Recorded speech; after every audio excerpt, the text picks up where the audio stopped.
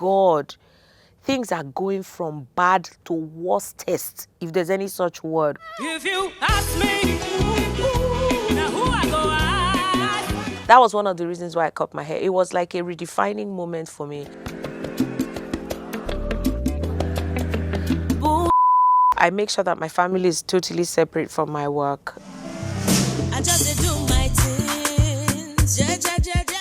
Hello everyone, my name is OMAWUMI and you are watching my exclusive interview on HIP TV.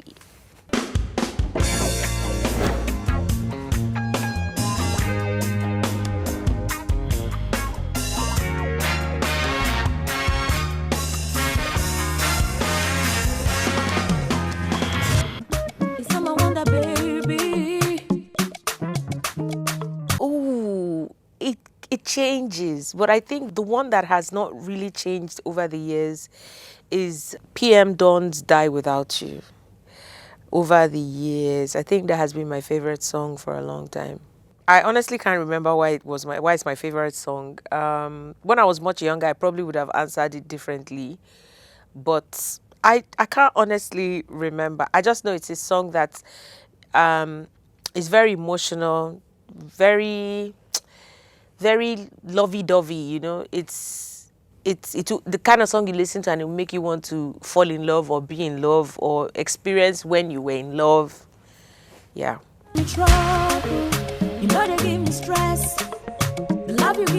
Ooh, there's so many performances. I honestly, I don't think that question should be for me, because I know that there are a lot of people that will be like, oh no, I like this one or I like that one. When I go on stage, I'm just a totally, like different person. So I honestly can't tell you that I can pinpoint on a particular performance that has stood out for me. But I'll tell you this much, I like performing in the presence of women. And when they exude joy, it gives me joy, it makes me want to perform a lot more. The reason why I'm soliloquizing. I've done live music performances now for over 10 years. In fact, I was one of the pioneers that insisted on live bands whenever I was going to perform. So I love live music because you can hear all the elements, from the bass to the drums to the horns, and I'm that kind of person. I'm just, in fact, now trying to reduce the number of people I have in my band, and everybody's telling me, Mama, we're going digital. You know, you can actually use a keyboard and just be putting this loop there. And I'm like, I don't want loop. Can you please I want to hear the original sound. I'm finicky like that. I guess I feel like live music it expresses better than digital.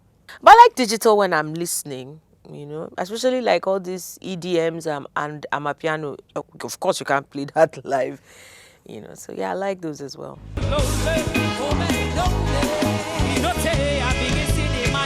Nothing much. Over the decades, I've just been exploring different genres of music, as I've been known to do. But I guess one of the things that is notable is the maturity in the music. The maturity in the vocals and maturity in delivery. I think those are the things that have changed. Remember when you held me close? Remember when you told me you won't let... All the time. That one is a norm. There's so many times that my voice has not been on tip-top shape. Sometimes I even, I'll just go with the flow. You obviously hear it. I won't be able to hit some notes, so I'll start playing on the downside of my, deliveries on my lower ranges, so that I can, it happens all the time, especially when, you work back to back, you're performing every day, maybe like 2 or 3 shows. By the 4th day, you will sound like a frog. I'm not one of all those people that, they say, oh, drink this tea or drink this, eat this thing, and then your voice will be better. I just believe in resting your vocal cords whenever you have the chance. And then maybe a nice glass of whiskey can also help. I want to be your wife, make we date together. To an extent, yes, but I think most of the time, comfort is the primary thing I think about when I want to look a certain way when I want to perform. Because over the years, I love wearing heels, but I've come to find out every time I'm on stage, I take off my shoes because they're uncomfortable. So I said, okay, mommy, you have to find a way to be wearing sneakers on stage. And it has worked for me. So comfort is one of the many things that I put in my mind when I'm performing. That's why most times it's usually easy breezy, that kind of thing. But other times when it's like a proper stately performance, that kind of thing. Maybe you are going to like State House to perform. You have to be well kitted. You cannot just look like a bum on the streets. Even my hair that I just cut, everything is comfort. I want water to be pouring on the head, yes. So I cut my hair on my video that I did called, the song is titled BS. I don't want to call the full name because we're on TV. And I cut my hair live on that video because when I was writing it, I was in a place of like despair. It was during the pandemic. I was losing people left, right, center. There was the Sorosoki on the background. People were dying. It just felt like, nothing was going right with the country. We were celebrating mediocrity. Then people like me that, I'm a perfectionist. I tend to put in a lot of hard work. I just felt really tired. So I just said, you know what? Okay, we're on TV, but you know what I mean. So I was like, everybody should just miss me, I beg. So that was one of the reasons why I cut my hair. It was like a redefining moment for me. Like if anybody comes near me now, normally I'd be like, because I'm an artist or because I'm a mother or because I'm a certain way. Now, the babbing of the hair now to make you understand, so I'm not saying it again. So try as you test me, because 0 to 100 with respect.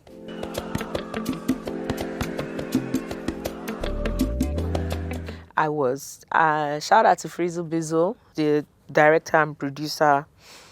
Our minds merged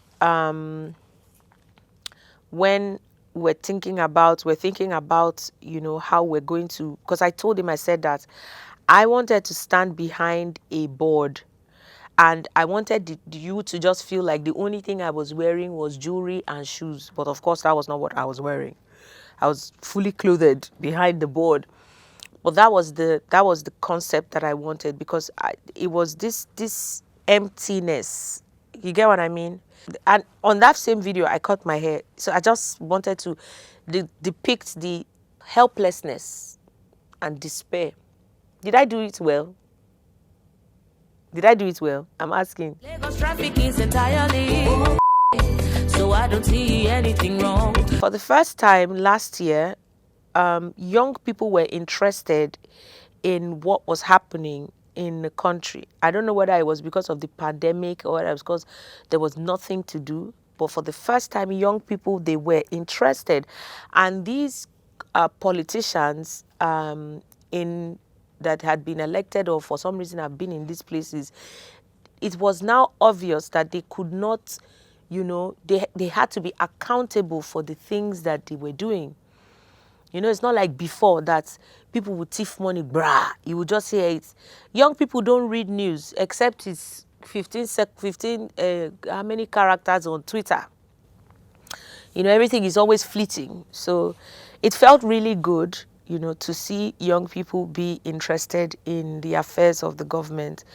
But also there was this feeling of, God, things are going from bad to worstest, if there's any such word. The economy is not doing well.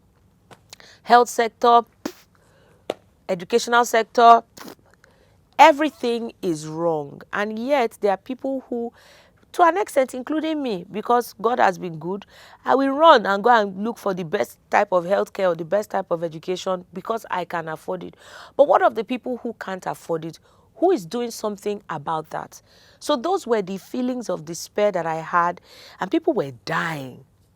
People were literally dying. So I was like, you know what? If this is what is going on, I don't see anything wrong to write a song and title it BS, because it's all just BS.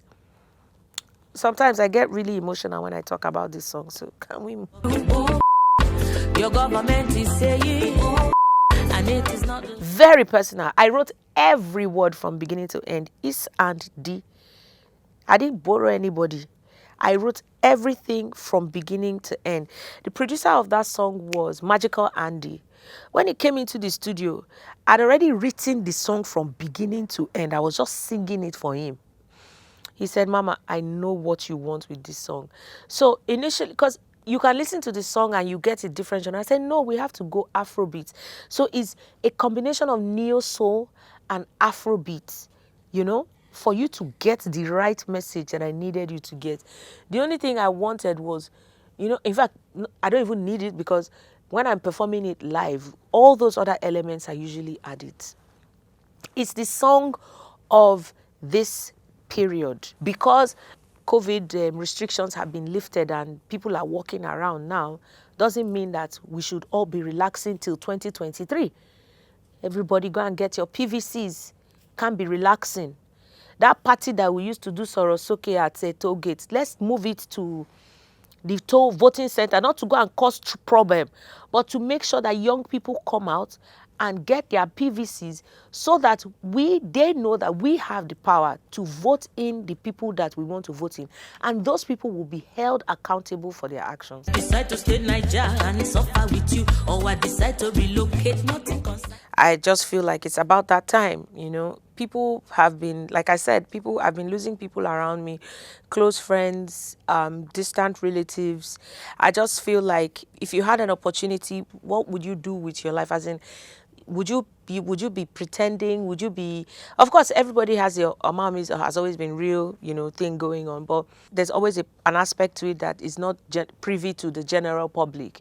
You know, sometimes you have to swallow and be like, let me just bear because I'm trying to, but that's not my state of mind anymore. I feel like I should be more sincere with myself, and I think it speaks in the recent body of work I just put out. It's sincerity with myself, and just owning my truth and just living my life the best way that I can be happy and exude the love the best way that I can. But if anybody comes near me with any negative energy,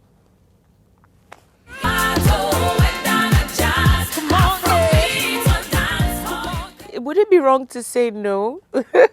Yeah, my husband plays a large part influencing my music. I use my music to express love to him. Sometimes I use it to abuse him, you know.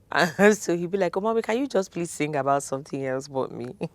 So, but I'm like, you help me, you know, you help my creative processes. But outside of that, yeah, in speckles, here and there, you know, but I make sure that my family is totally separate from my work, you know, but of course I get all the encouragement and all the love from them.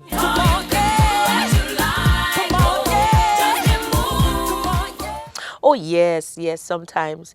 I think my children have never seen me perform live. They probably see me perform on TV or music videos. I'm like, Mommy, that's you.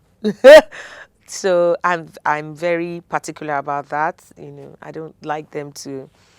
But my husband, yes, has seen me a couple of times. He just likes to. It's not like you see two of us on red carpet posing. He'll just come incognito and just sit in one corner there, you know, and just be very, very quiet. And when he finishes, he'll be like, "Oh, you did an amazing job," you know, that kind of thing.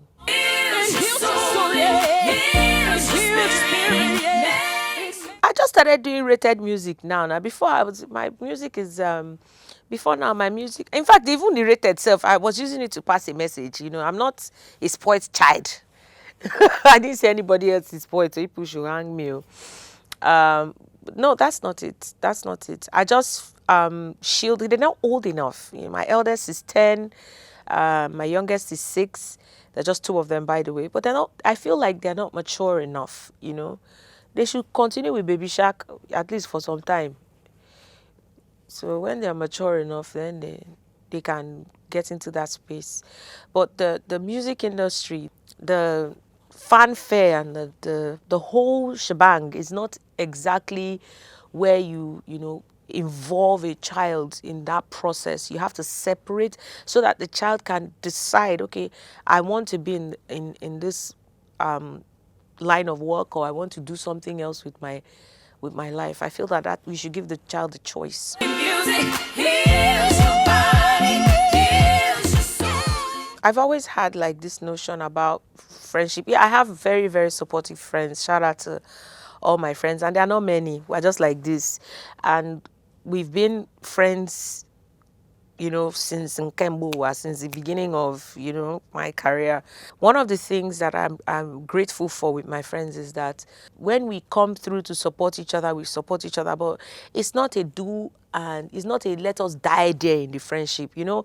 You know those type of, it's not a needy friendship. It's not that kind of, you don't call me, I'm not talking to you, or, you know, well, we're more like bros, you know what I mean? You know what I mean?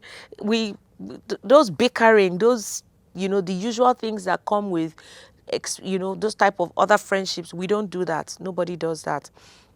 And one thing is that we all pray a lot, you know, so you can see somebody saying, how far now they come out this evening, they come say, oh no, they pray, oh yeah, pray for me, you know, that kind of thing. So we do that with each other, we support each other a lot, and I'm really grateful for my friends.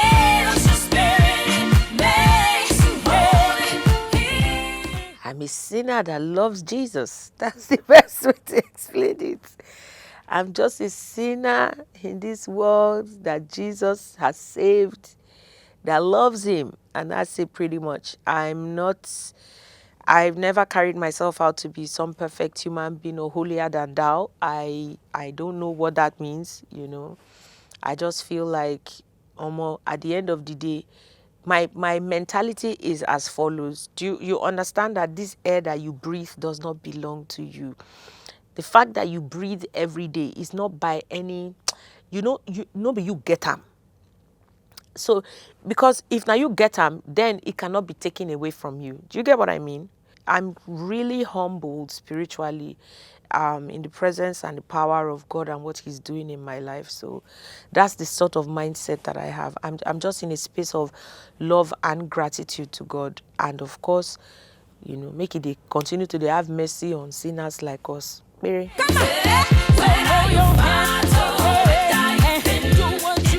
Yeah, everybody has lapses. There's something I said in one of my interviews when I was talking, and then they were like, what do you have to say to people who like to stick their nose in other people's businesses? I said that may the world celebrate your misery, because you can see that somebody is going through something, and the only thing you can do is to support with love.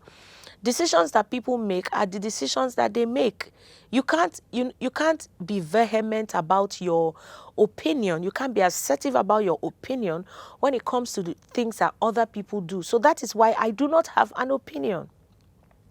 And even if I do, it's inside my head and my mind. It doesn't concern anybody. You get what I mean? I just feel it's wrong. Who died and made the person that is correcting? God. You know, and how is that going to allow both of them get into heaven? Just live and let live. I used to have a different opinion for the people that will go to Twitter now and start digging for tweets. I used to have a different opinion. This is me maturing. So, yeah, I had to put that out there.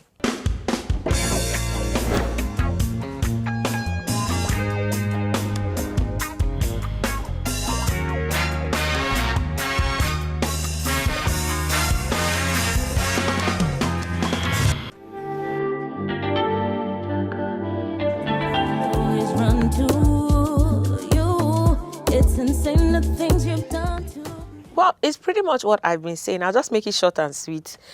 Love Deep High Life is saying that right now, the love that I give is deep and intentional, and the level of, like you mentioned, spirituality, mindedness is like on a high peak.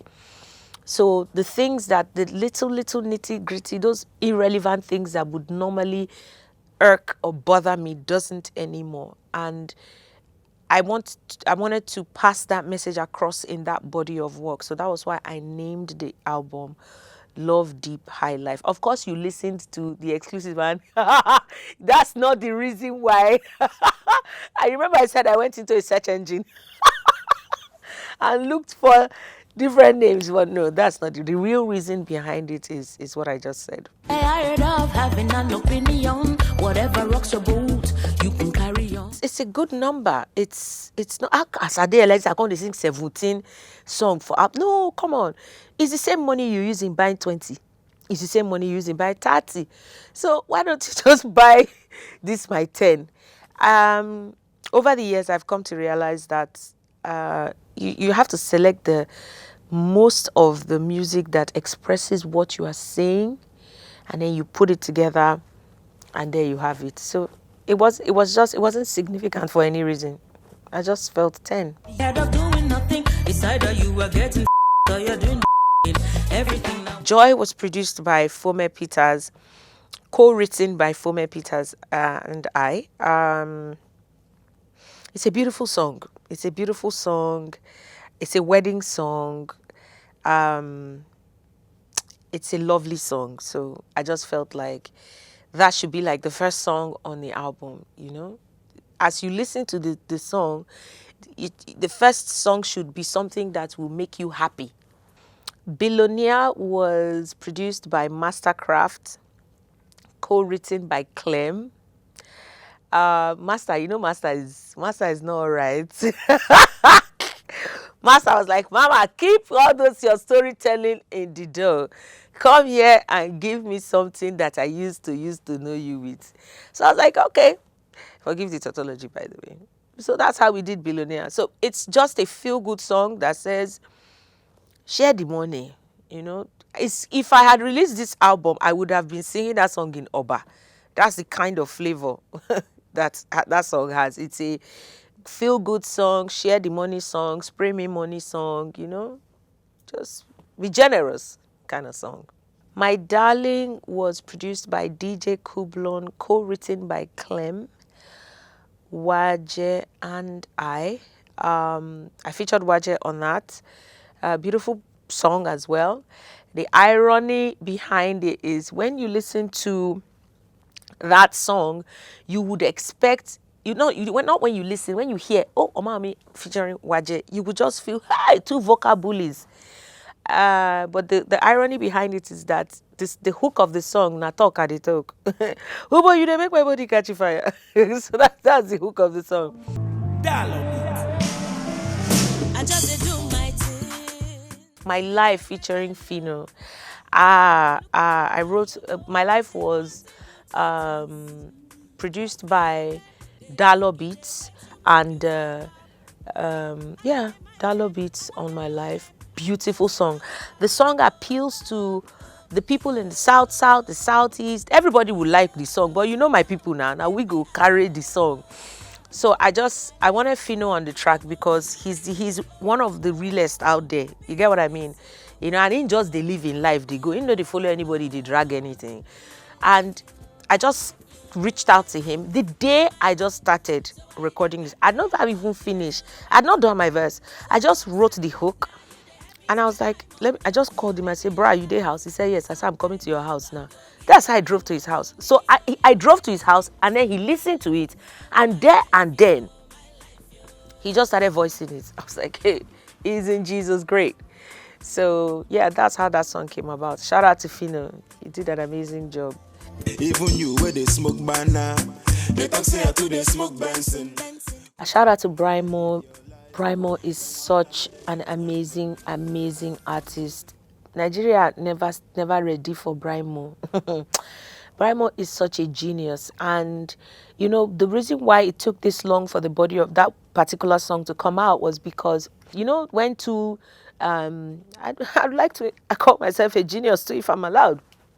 But when two perfectionists jump on a song, we'll have to be like dotting our I's and crossing our T's. And I was like, no, Brimo, I think we should do it like this. He said, OMAWUMI, leave the song like this. I said, no. So until when I went again, I listened to this song. The song spoke to my spirit. Brimo floored me on that song, and that is just the truth. He's such a spiritual artist.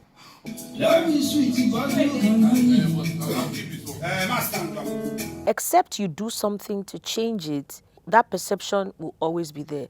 So if the international community decide that every genre, every music that comes out of Africa, that they want to term it Afrobeats, the only people that can change that perception are the makers of the music, to tell them, no, there's a difference.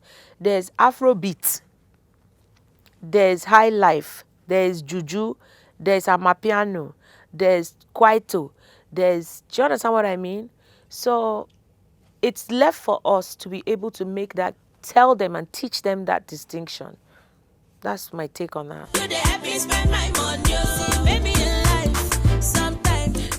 I just feel like give people their credits, celebrate people and tell them, that's the idea, that's the honest and ideal thing to do.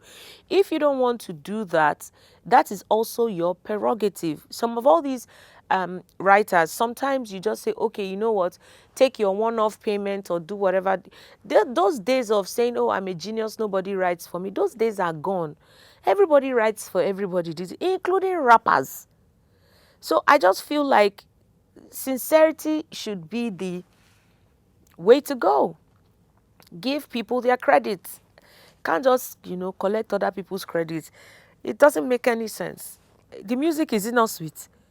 Must I be lyrical genius all the time? I wrote my first album, beginning to end. What am I trying to prove?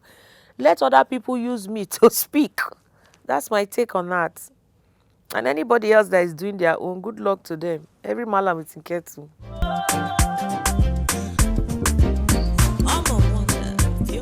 Hi there. I hope you enjoyed watching my interview on Hip TV. Thank you so much and have a lovely day. Ciao, ciao.